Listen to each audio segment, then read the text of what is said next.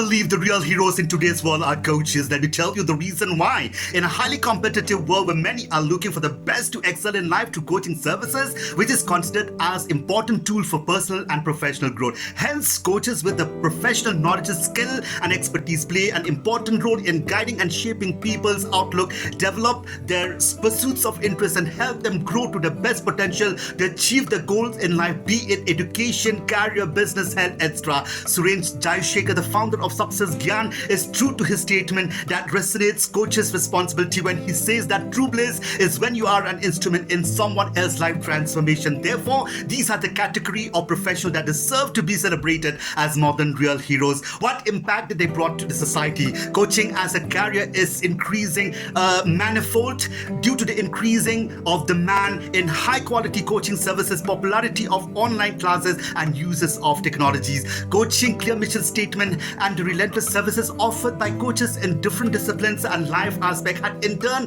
created a positive impact in the society through overall positive life transformation. How did they contribute to the growth of the country?